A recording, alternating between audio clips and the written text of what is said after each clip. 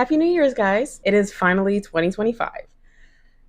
2024 was a year, wasn't it? I hope you guys had a happy and safe holiday. And if you don't celebrate, I hope you guys had a happy and safe end of the year and an amazing start to the year as well. This year already feels so amazing. I have no idea what it is. It is something in the air. It feels good. So what this video is basically just breaking down everything you need to have your first market. If you plan on selling in person in 2025, first of all, congratulations. That is amazing. And it's a huge step in your small business. I know how difficult it was. I first had the idea to start selling at markets March of last year. So coming up on a year now. When I first started, I was looking for a video that could lay out the basics of what I need to start my market. And there are a lot of good videos out there. It's just the way I learn is with lists, like being able to check things off or to see, okay, this is what I have, this is what I don't have, this is what I need, this is what's necessary, this is what's not. That's exactly what this video is. So you don't need to get every single thing in this video or on this list. These are just things to help anybody who's going to go into their first market and have no idea where to even start. So before any of that, if you have never seen my face before, I am Nina Lane and this is Nina Lane Crochets. This is a channel where I talk about things like crochet, markets, pretty much anything like that. If you like that, I hope you will subscribe. Just for some housekeeping, all of my links, including my store, my Amazon storefront, my Etsy, all that stuff, my social media will be linked down below. I will be mentioning my Amazon storefront a lot in this video because a lot of the stuff is on my Amazon storefront. I just want to say it is an affiliate link, so I do get a commission off of things that you buy off of that list. Do not feel pressured to buy anything off of that list. It is just there for suggestions so you can see what I'm talking about and everything like that. Don't feel pressured. Thank you if you do. It's okay if you don't. Thank you for being here. I also have a free list down below where you can find everything I'm talking about in order. All of the items that you may need, tips and tricks, all that stuff will be on that PDF if you prefer reading it. But I will be talking about everything in this video. Drink some water.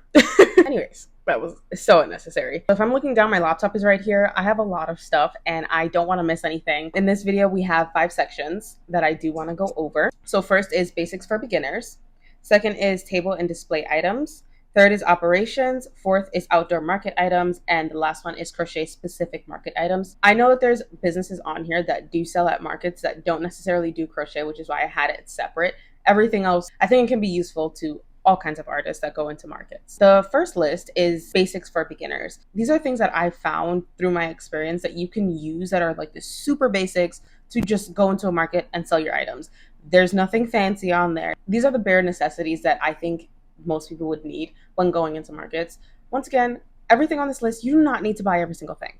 I would say if you can, read everything that I have on my list or just finish watching this video and you make the determination of what you need or what you don't need. These are all just suggestions, things that I've observed, things that I've experienced, and what I usually bring to markets. Without further ado, let's get right into this list. So the basics for beginners. So starting off on the list, we have the cash box. So when I first started, I did not think I needed one.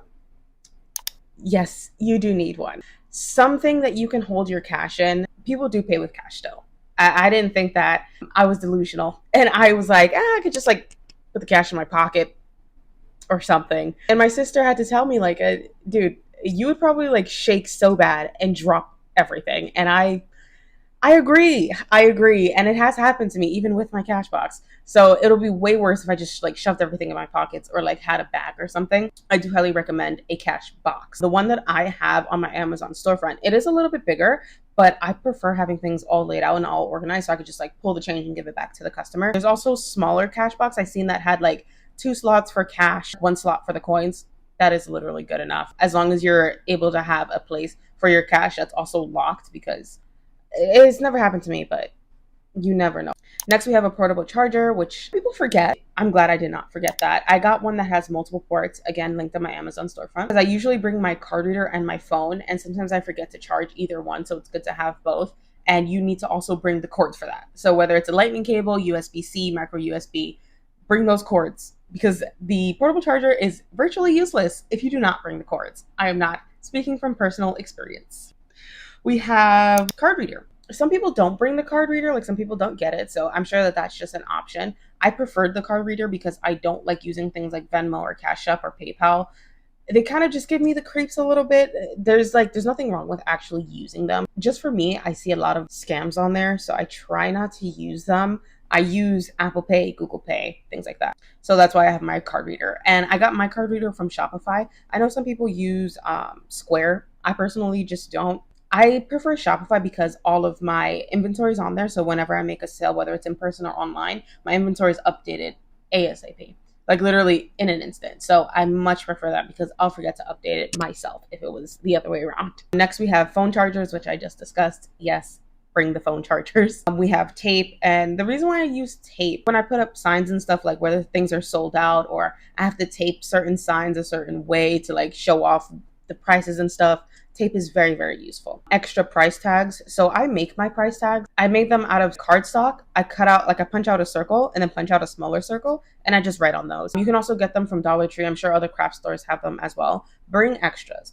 If you're making stuff at the market, it's very useful. If you want to just throw them on the table, you can have a price tag with it. Or if you forget to price things at home, you can price them while you're there. Pens and markers, pretty standard. If you have to write prices, if you have to write anything down, any other lists, things that you may need, it's also pretty useful. You also need some paper. So you can bring notebook paper, you could bring blank pieces of paper. Like I said, makeshift signs. I also seen somebody use like a paper bag to say, I'll be back in 5 minutes. Anything like that, like just something to be able to write on just in case you really need it. If you need to make a makeshift sold out sign or anything like that, bring the paper. This one is also pretty obvious, a 6-foot or 4-foot table. So some markets provide these. Sometimes you have to pay for them and sometimes they already provide them. My first, I think 2 markets provided an 8-foot table. So that was great. I would say just in case you want to do markets at multiple places, bring your own table, like 4-foot or 6-foot. I've seen people use 4-foot tables and it works out just fine. At least one foldable chair or stool.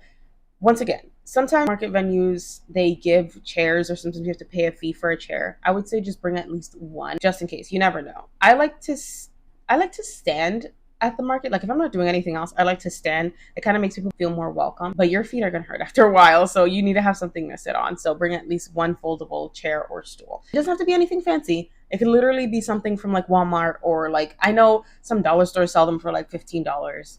You can get anything like that. Plastic bins and or moving bags. So I'll have a picture of what I'm talking about.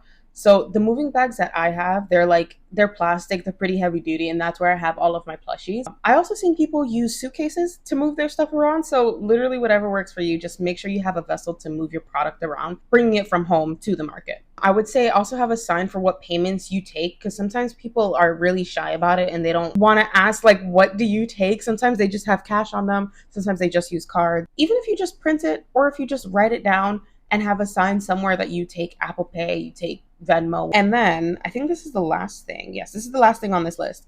Some kind of trash bag. You'll be eating at the market and realize you have a whole bunch of napkins and just like garbage that you have to throw out and you don't have a garbage bag. So I would say bring an extra garbage bag, not like a huge one, but just something little. I use one of my larger paper bags, my paper shopping bag. I write trash on it, or my mom writes trash on it, or my sister, and use as trash. Sometimes if I'm in a pinch, I use the dog waste bags. They work perfectly fine. They're like tiny trash bags. And that's what I would use to throw out my trash. We have to make sure like we keep our spaces clean. It smells good. It doesn't smell like rotting food or whatever you got going on. Make sure there's not napkins on your table or on the floor. We have to make sure to keep our spaces clean. So that's it for the basics for beginners. I'm gonna go more in depth now to other lists. Once again, this is also linked down below if you want to read along with me or if you just want to read the entire list yourself. So next, we have table and display items. A lot of the stuff is going to be repeated just in case people needed the basics, but only the basics. So a lot of it is going to be repeated. On the table and display items, we have a table, 6-foot or 4-foot table. Once again, pretty obvious. You kind of need that for some of your markets. Then we have one foldable chair or stool, tablecloth, which I think I only have one linked on my Amazon storefront. It's the one that's kind of stretchy and it goes over the feet. I like that a lot better. It looks a lot neater. But when I did my first 2 markets and I had the 8-foot table, I had to get an 8-foot tablecloth. So I still have that as well. Let me know if you want me to link that too. I also have wire racks, and this is something that you guys have probably seen in my other videos and like on my social medias. This is where I have all of my plushies, and this is so you can build tall. So a huge tip for markets is to build up. So when people are like looking around, sometimes they're not like looking down at your table. Sometimes all they see is what you put up. So I have those racks kind of like pretty high, pretty high. So you can see them while you're walking in. Sometimes I have my garland up. Here it is, the more likely people are going to be like, what's that over there? And then they'll go to you. So I highly, highly recommend that for a display item. Put your products in there. I'd say I usually put my most expensive stuff up there just because I sell plushies. Little kids like to touch them all the time. So I'll have my cows up there. My cows are like $55. Put them all the way at the top. Not only that, but they're drawing in more people. So even if they don't want to pay the $55, at least they came because they're like, oh my God, these cows are like adorable. What? I must see. Show me more. I must see more. Next item. So next item is wire bins or wooden bins or crates. So I don't use the wooden ones just because I found the wire ones like earlier and it kind of fits my aesthetic a little bit more. I get my wire bins from Dollar Tree, literally all of them. The golden ones, the white ones, the pink ones, all of them are from Dollar Tree. So highly recommend going to Dollar Tree if you're looking for more decorative stuff. Highly recommend checking out either Dollar Tree, Dollar General, or any dollar store, honestly, or even thrift stores. You can find them at thrift stores. I found like little shopping baskets at thrift stores. So you never know. Next are QR codes. So I got mine. I forget what website I used. Let me know if you want me to link it or something. But I'm pretty sure if you put in QR code creator, QR code maker, you can find one. I would say use that for any social media that you have, just so people could scan it really quickly. Like they don't have to stop or like talk or anything like that. Like coming from someone who's an introvert a lot of the time, I don't like to talk to people or ask them for their social media. I don't want to embarrass myself. So I would much rather that they had the display there so I can just follow them on social media if I want to see what else they sell. Also, if you do take any virtual payments, you can also have your QR code for that as well. Like you can have PayPal. I think they have one for Venmo, things like that. So it's super helpful. And then also a sign for what payments are accepted. So what you do take. I think I talked about this in the beginner basics for beginners. So the next section is operations. So these are things that you're going to need in order to operate. The first one I have is paper or plastic shopping bags. People, most of the time, I've noticed about like 70% of the time they ask for a shopping bag, even if they have something little. So I would say always offer it. I have two different ones linked in my Amazon storefront. One of them is a smaller bag that I usually use more of. And then I also have a variety pack. The variety pack, I still have some of the large ones. Like if you sell clothes and stuff like that, I think that would be perfect. But always have those available. And I prefer paper over plastic just because, the earth. But I've seen some really cute plastic ones. I've seen like clear ones so people could see the products that you have. I've seen pink ones with like a little peekaboo window so they could see the products that are in it. The world is your oyster. Then the cash box, which I explained already. Portable charger, phone charger, card reader. We've already discussed all of that. Next is business cards. So I get mine from Canva, like the really nice ones I get from Canva. But when I'm in a pinch, I get them from Staples. I'm pretty sure Walgreens does it as well. These are super helpful. And I notice a lot of people that go to markets and they can't necessarily buy something. They either scan my QR code for my social media or they're getting a business card, which is great. And you can also give your business cards, like when you're packing up somebody's purchase, you could put your business card in there and it really, really helps. Tape, I already explained that. Extra price tags, pens and markers, blank paper. If you can, invest in a wagon. Because I said before that people sometimes use suitcases. If you're not going to use a suitcase, I would say get a wagon. It helps so much, especially if you have bigger items like plushies where they take up more space. It helps. I already have plastic bins and moving bags, hand sanitizer. Sometimes at these markets, there's like food and stuff. So the little kids will be eating and they'll have like sticky fingers and they'll be like licking their hands and then try and touch the plushies. That happened to me, I think, 2 times. And yeah, I figured hand sanitizer, it's a way to go. Some sort of trash bag. We already talked about that. A tarp. This is specifically if you're leaving your booth overnight. The market that I go to is a 2-day market. So usually you would leave all of your stuff up overnight. But to prevent dust or anything else from happening or any products like potentially falling or whatever, I have a tarp, but it's not really a tarp. What I use is 2 plastic tablecloths from Dollar Tree, and I literally just clothespin them together over my table, and it works. The next section is outdoors. I've only had one outdoor market, and it was horrible. Like, it was so bad. I barely made my booth fee back. It was like, it was dead. It was hot. It was windy. It was bad. How could it be hot and windy at the same time? I don't know. It was. I honestly don't have a lot for outdoor markets. This is just things that I could try to brainstorm. Please leave any comments down below if you mainly do outdoor markets or you've done it before and there's items that you're like, girl, you need more items on this list. Let me know. Put it in the comments, please. A tent, obviously, with weights. I have a mini fan just for people who get super, super hot. Like you don't want to be sweating or overheating or anything like that. get a small fan. And then I would say LED lights for night markets. I've seen people do this and it looks so cute. Like it looks so nice and so cozy. But yeah, that's it actually for the outdoors. I don't have a lot. I am so sorry. So the next and last section we have is for crochet specific items. So for this, we have multiple crochet hooks. Also, obviously, yarn. If you want to crochet at the market, I highly recommend it because markets can be very long and very boring sometimes. So yes, that's why I say bring hooks and bring yarn. To bring stuffing in a space saver bag. So you can also bring not the vacuum. You can also bring the pump with you just in case you don't use all of the stuffing, but I usually use it. Stitch markers, darning needle, small scissors, and a lint roller. And that's it for the crochet specific ones. That is all I have left for you guys today. I hope you enjoyed the video. I hope you check out my list. And if you have any other suggestions, please either email them to me or leave them down in the comment section below. I hope I was able to help. Honestly, I wish I had a video like this to follow or a list to follow when I was looking for all of my stuff for my markets. I really hope that this helps.